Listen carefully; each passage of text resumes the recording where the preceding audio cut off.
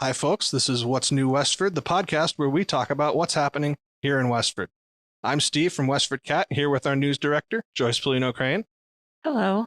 And joining us today is Select Board member Anita Tonakarn-Nguyen. Hi, thanks for inviting me. Did I get that close enough? Yeah, it was perfect. Cool. Thank you. Thank you. And at the recording controls today, we have Nick Woodbury. Thanks, Nick. The stories on today's rundown, there's only two of them. It's the Asphalt Plant and Special Town Meeting. So links will be in the description, and feel free to tell us what you think about these stories in the comments. So Joyce, what's new in Westford? Well, I decided to do a follow-up story on the asphalt plant, which had been a very controversial matter in town over the past couple of years, actually a little longer than that, about 3 or 4 years.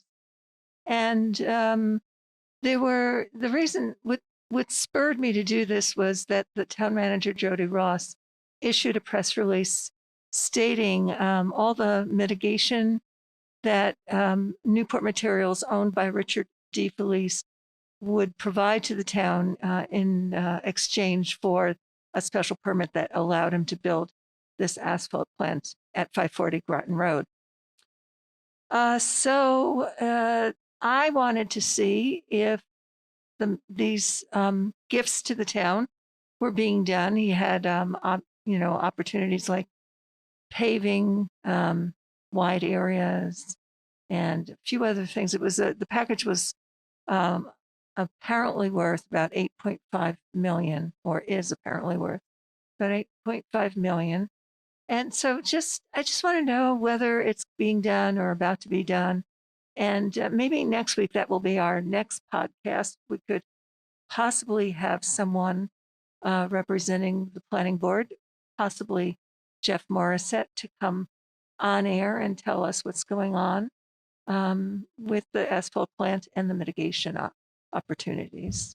Yeah, I know that, I'm sorry I don't have this information ready, but I know Jody Ross is working on the list of the asphalt materials that have been used already. So that's going to be perfect timing, I think, for your next podcast. Yes. Well, and a couple of years ago, Jody had the big dig in Westford going, and I kind of wondered if maybe some of the asphalt that they were using in those projects was coming from the asphalt plant, because I know one of the things on the settlement was like so many tons of asphalt over the next 20 years, and it sounded like that was going to be beneficial for our highway department. Mhm. Well, no, it wouldn't have been asphalt from Newport, because the plant only just got built this spring.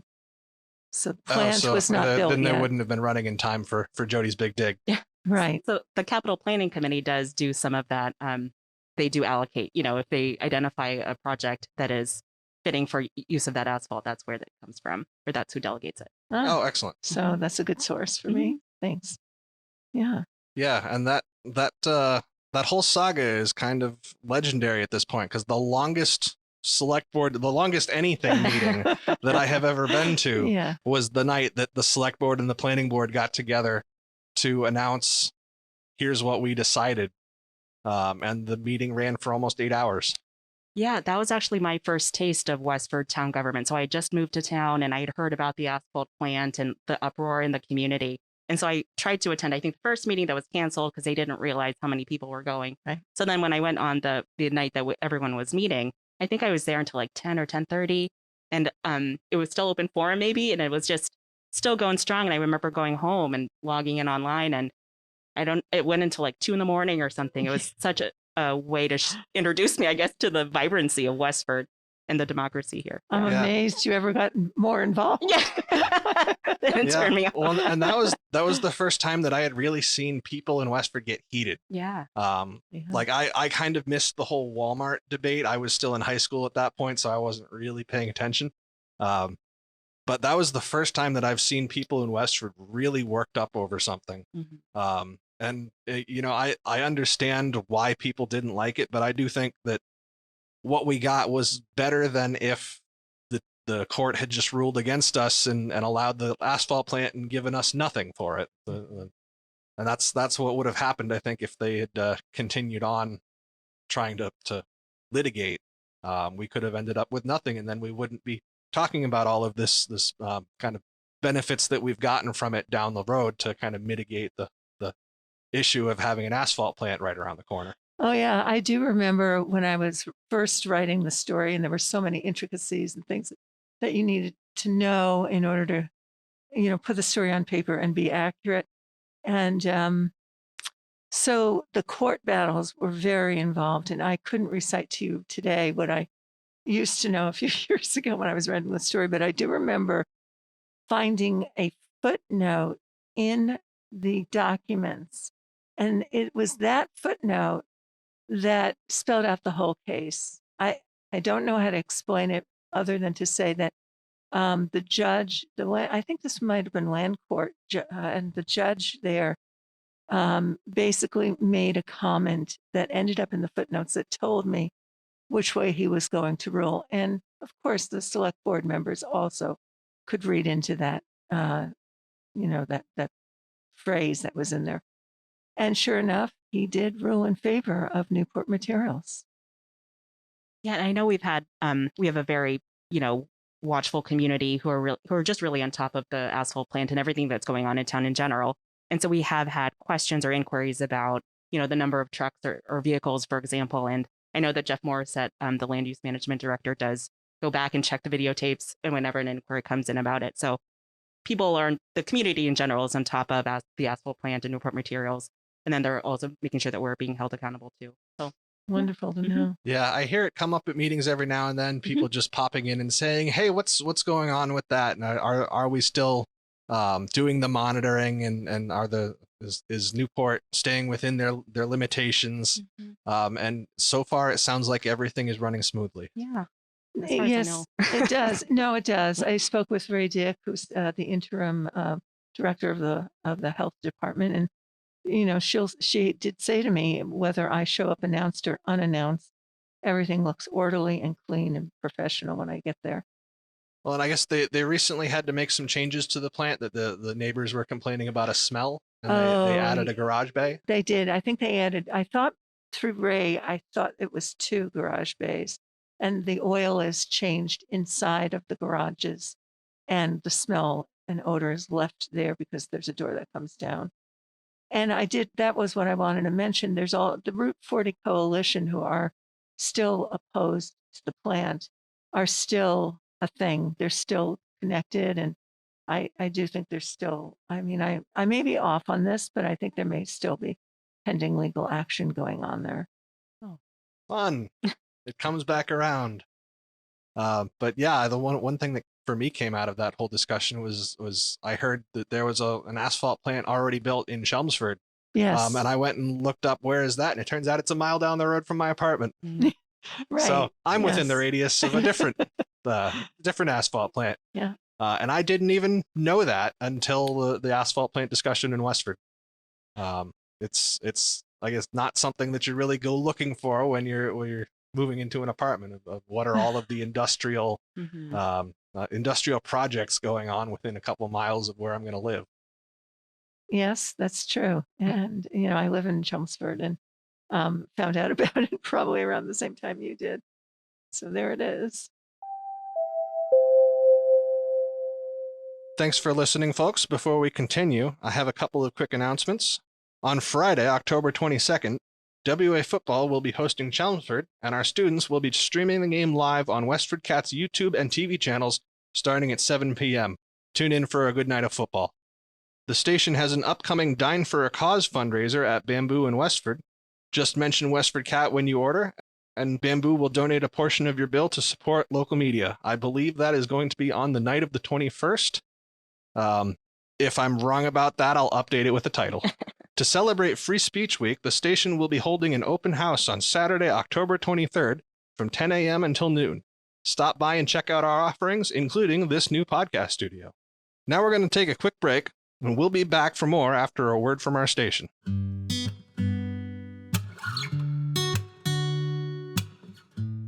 WestfordCAT is more than just television. We have the equipment and knowledge to help you get started as an independent media creator. Find us on YouTube for local news, Westford Academy sports, and media content created by Westford neighbors and friends. Or look up our website at westfordcat.org for details about the station and how to get involved. Funding for local media is on the decline, so if you appreciate our work, please become a member of the station or make a tax-deductible donation to support local media. Links are in the description. Thanks for tuning in.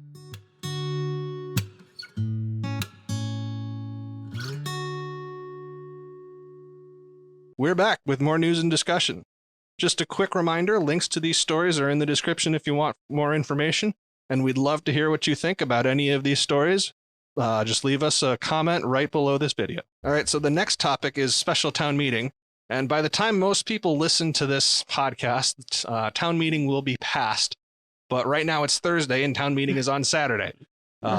So less about like what's going on at town meeting, but I saw, Anita, you and the town moderator, Angela Harkness, put together a series of videos, not so much about what's happening at town meeting, but kind of helping people to get involved in town meeting and inform them about what's going on and how to participate. Yeah, that's right. So I actually I didn't grow up in this area. I grew up outside of Washington, D.C., and so we don't have town meeting there. And so this whole idea of town meeting was really new to me. And I think I'm also interested in terms of how to improve the engagement of community members, how to get them more involved who are interested. And one of the things that I think potentially deters people from going to town meeting is just understanding the motions or just kind of the culture of the meeting, right? And I think it can be very intimidating for someone who's new, who's never been before. And so the purpose of those videos was just to kind of break down town meeting a little bit. Like, these are the common motions, or this is what you do to prepare for it. This is what it is in general. What's the difference between annual and special town meeting? Why do we have it? So just those really basic questions I think sometimes people have, but they're too embarrassed to ask.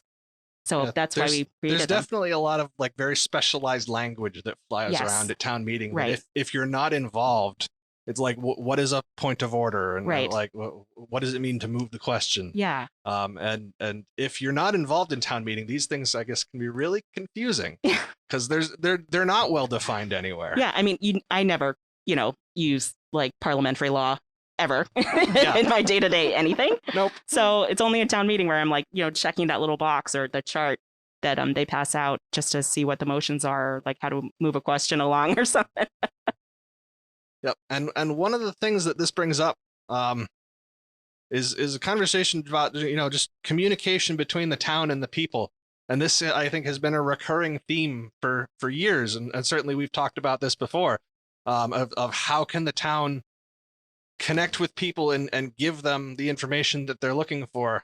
And then how much of that should be on kind of the individual to go looking for it, and not just expect it to all be pushed to them. Because one thing I've noticed, like if you subscribe to town newsletters, you get all kinds of different newsletters, and it starts to become a bit of a project to sort through it and parse like which one of these am I interested in. And there's so much information that even if somebody subscribed to all of the newsletters and everything, it's just such a flood of information that how do you pick through it and know what's relevant to you? Well, perhaps this is my moment to plug my newsletter, which is WestfordCAT News. And you can sign up by going to westfordcatnews.org and clicking on the newsletter link. Yeah, it is hard because I think people absorb and intake information in so many different ways, and how to make sure you're kind of catching their preferences and stuff is really tricky. It's something we I struggle with for work too. I feel like it's across the board. And I agree with you where there's this sort of level of accountability. At some point, you can only do so much. Other people need to be kind of reaching out and doing it too. And so I think I signed up for I don't know how many agendas, right? Like select board, planning board, board of health, school committee. And after a while, I just started ignoring them because I'm like, oh man, it's another meeting agenda coming in. Yeah. But the whole point was, I wanted to be informed, but there's just so many. Yeah, it's funny. And like, there's really good information in the select board packet, but I think a lot of people don't know how to find it. Yeah. And don't necessarily know to go looking for it. And it's there. It's just we got to get people to know that it's there. And then it's also just the process of kind of going through and pulling all that information. Yeah. It's a bunch of steps, and it's a little bit different for every committee, depending on where they're posting and how they're posting and how much they're sharing. Yeah, and so I wear a bunch of different hats. So I am a WestfordCAT member. Woo! So thank you for everything that you do. I'm also a member of the League of Women Voters, right, which is how I'm doing those videos with Angela Harkness, the town moderator. But we're also doing a series of small videos of kind of a screen share of how to navigate the town website. So exactly how to find the meeting agendas, or how to sign up, or kind of learn about the different committees that we have in town. So I absolutely hear you, and I agree that people just don't know how to do it. What is that first step? So we have these short videos, but I don't even know if that's the preferred way for people to learn about it, right? If I could do like a one pager or kind of like a little screenshot of something, that would probably be easier. But I'm not good with infographics, for example, right? I'm not really sure yet how to do that. But I think like redundancy in communication and over communicating is kind of the best way to reach as many people as you can, right? Yep. Well, and it's good to have some instruction on how to find things on that town website, because one of the kind of primary principles in web design is when you create your homepage, you need to think about all of the different reasons that people might be coming to your page. And for a page like the Town of Westford page, there's going to be so many different people with so many different things that they're looking for. And so there's really no way to create a homepage that's going to be well organized and like easily parsable if you're having to provide information to not only residents, but also to committees, also to developers, also to prospective residents, also to developers, or I don't know. I'm starting to repeat myself, but there's all these different kind of populations that are going to the town website to get information, and they all have different needs. And so having a video in particular to kind of tell people, if you're a resident looking to stay involved in committees and know what's going on, like these are the links that you need to click on. And I feel like, I don't know, just as you're talking, I think about like society and how we're kind of in like information overload, right? It's like we want all of this information, and then we're like, oh my gosh, it's too much. Yeah. Oh yeah, 100%. Oh, absolutely. I don't do my reading until I go to bed. Yeah. And have my phone with me. That's when I do my reading, to keep up with all the news. I know. And then you want to try and like, be offline a little bit, and it's just, you miss so much, or I don't know, you feel like you do. So it's really hard. A different world. Yeah. Well, and communication is just, it's so important, and it's the most difficult thing right now in our society is and not only getting the quantity of information, but then getting the quality of information and knowing that it's good information. Well, I think in general, and I don't want to take this conversation down like a totally different pathway, but I think about WestfordCAT as sort of like, the main news source for Westford news in town, other than like the Westford Academy Ghostwriter, which has been sharing a lot of information, which has been great too. And I think about like also social media and how people spread news through that, right? Or it's like you're pulling up your own cell phone, and then that goes viral, and that's news, right? And how that becomes news, and that's sort of like the credibility of stuff. And just, it's such an interesting place, I think, for WestfordCAT to be in general, right? Of like, you're like evolving, you're trying to stay on top of things, but also you want to bring that credibility of information, right? That you're sharing as well, of the news and stuff. And I don't know, it's just kind of interesting to follow, to see like how things evolve, and how WestfordCAT continues to evolve too. For example, these podcasts. Yeah, no, it's a whole new world these days. That everything that we're doing in media is so different than it was even just 20 years ago. Even just 10 years ago. I went to college for video production, and all of the equipment that I use today, I don't think a lot of it existed when I was in school. There was similar equipment that was analog, and it ran in a different way. But and then just kind of a lot of the media conventions have changed, and everybody is getting their information on the internet these days. And when I was growing up, my parents always used to tell me, don't believe everything you read on the internet. Don't believe everything you see on television. And I don't think we've necessarily done a great job of kind of internalizing that idea. And there's just so much misinformation that spreads online, and how do you really know unless you develop the critical thinking skills to kind of look a layer deeper and say, well, somebody was saying this, but is it backed up by any sort of data or evidence, or is it just an ideological position? Do you have any thoughts on that, Joyce? I mean, as like the news director, kind of seeing all the social media news kind of coming about.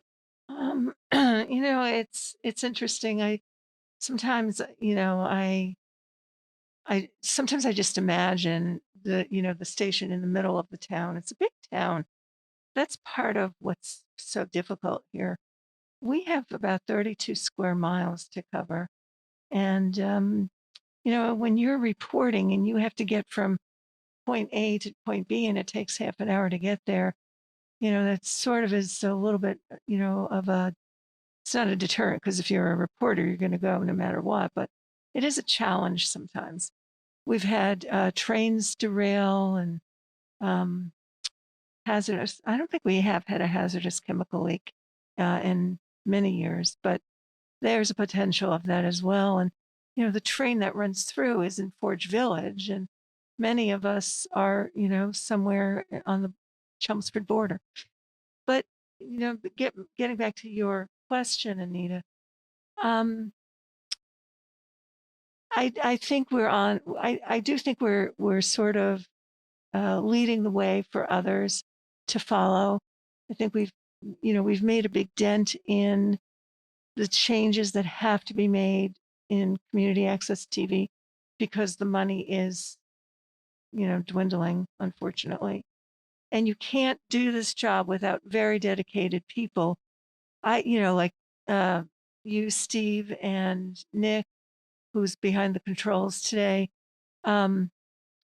You're giving up many of your evenings, in fact, most of them from what I can see, to go to, the football field or to the select board meeting and to cover it live and present and provide it into the homes of our residents. That's a huge, give. And, I wonder when it will shift and how. I guess that's another piece of it. And do other towns want to know what we're doing, our little trial here? Would they be interested? All of those things I kind of gather in my head and wonder. I might, someday just take a ride to Billerica and see what they're interested in. Yeah. I I'm a former member of the Westford Cultural Council. I'm still kind of like a, associate member. I'm not a voting member. I just rolled off this year. And I remember last year, or no, it wasn't last year because last year was COVID. A few years ago, potential grantees or grantees of the Cultural Council toured WestfordCAT with Sarah. And we had grantees from Acton, I think, and they actually watched the WestfordCAT meetings and I think your news and stuff. So people outside of town do watch it and follow it, especially if they're thinking about maybe bringing something to their town or kind of trying to see what happens here. So, people are watching it outside of Westford too. Yeah. So, it's a marvelous tool. And, sometimes I'll sit at my desk and I'll be like, I'm just so lucky. I could hop on the air right now and, provide some information to the community. That's just so amazing. Yeah. Yeah. I wish I'd known more about it when I was younger. Like you, I also majored in broadcasting and film. And so I, really, I just really love the medium. So I actually I'm a consultant and I work in federal health policy, and it's in the aging and disability realm. And actually communications and how to get information out is an issue that we deal with all the time as well, because there's state agencies, local public service agencies that need information to help them like learn more best practices of how to like streamline or how to make their services more efficient or how they can serve more people in the community. And how to get information in front of them is such a challenge for us as well. Is it an email? Oops, sorry. Is it an email? Is it a listserv? Is it like a podcast, a video? Like we do all of that too. And it's just, how do we get information to people who want it, but don't know how best they can handle it as well, because they're just overwhelmed with work, right? Everyone's just so stressed out right now. Yeah. Well, and I think there's also kind of a generational difference in how people receive their media, that the younger generations want to receive it through social media channels. Kind of the middle generations all seem to appreciate email and are all kind of tied into email. And the older generations would like it to be like printed out and mailed to them. And, certainly that's not a hard delineation, that there's a mix within each of those groups. But, how do you come up with kind of a single method of communication that satisfies all of those different needs? Right. And I don't think you can. I don't think you can either. Yeah. So which is why I'm like, you have to just have the same message in so many different channels, right? And just hope that works. But it's a stretch of, staffing, capacity, budget. So Yeah, it's rough. it's funny. I mean, half the time I don't even know what's going on in the studio myself. Like I didn't realize that you had a series of interviews with Angela. There's a handful that we did together to kind of break down, those pieces of town meeting, like what the motions are, the differences between the two. I think it's on the league like website, where you can see the full list of it. And then there's a couple of other ones that we're doing, where it's just a screen share of like, this is how you find the list of committees in town, and this is where you find the meeting agenda. So the league is working on a video series. Yeah. That's great. Yeah, and the real big difference, kind of if you boil down like what's different about the internet, and the kind of the new way of doing things with new media, the real big difference that you didn't used to have is that it's bidirectional communication. Mm-hmm. And I think that's the thing that we really need to learn to take better advantage of. And that if you think about traditional broadcast is one direction. I, the broadcaster, am passing information to you, the viewer. And I might set up some sort of channel that you can try to communicate back at me, but like you don't have a conversation with the news anchors on the 5 o'clock news. They are telling you what the news is. And that's why I encourage people to leave comments on this podcast, is because now that we have social media and YouTube and all of these kind of online formats where everybody is a publisher kind of in by themselves, it's a lot easier to have kind of more of a conversation and really connect with the viewer and understand what they want and what they find important. And that's kind of a whole different thing. And I was talking earlier about Hank Green being such a great media scholar. I was watching a video that he was saying, and he was talking about this exact issue, and saying that, we are bad at it because it's such a new thing. And if you go and look throughout history, whenever there's a major change in the communications technology, whether that was, radio for the Germans in World War II, or the printing press, that fomented 100 years of religious warfare in Europe, and kind of go back throughout history. And every time there's a major development in communications, it changes everything. And it really disrupts society. And we are kind of in the early stages of that with the internet, and we're still figuring out how to use it. And so we're bad at it. There's really kind of no way around it. We haven't figured out what are the right ways to do this that work for everybody. And we're kind of still pioneering all of that. I was visiting my dad, maybe it was, I don't know if it was last summer, or my days are all off in time frames, but he lives in Arlington County, Virginia. And so Arlington had, their select board equivalent, city council or whatever, actually reads live tweets during their meetings. They're like, oh, let's go to like Twitter and see what people are commenting about our meeting. And they'll just start reading and reading. I'm like, wow, I could not imagine Westford doing that, at least not right now. Yeah. And that's really interesting. It is really interesting, as a way to kind of, engage with people who, and then I go to like different places like, well, what about open meeting law? What about public comments? How do you catalog that? Yeah. I guess it's a little bit different. I mean, yeah. Well, and that's, I think open meeting law has been kind of a big issue in terms of setting up these remote hybrid meetings. Yeah. And, I think we're farther down the road than we've ever been towards enabling participation. But we're running into laws and like one of the interesting laws that I noticed in the hybrid meetings discussion was that if you're running a hybrid meeting and the hybrid portion of it goes down and the people at home are disconnected, you have to stop the meeting until you can bring back that connection. Otherwise, it's a violation of open meeting law. That's like a whole nother dimension that I think a lot of these laws weren't written with those sorts of scenarios in mind. And so now we're applying kind of older rules to a newer system and kind of running into some bugs in the way that it all works. Thanks for listening, folks. We hope this leaves you a little better informed about your town. If you liked this episode, tell YouTube to share it with your neighbors by hitting that like button, and tell us what you think about these stories in the comments below. Thanks again to Nick for recording, to Anita for joining us, and to Joyce for telling us what's new in Westford. Thank you so much. Thanks for having me.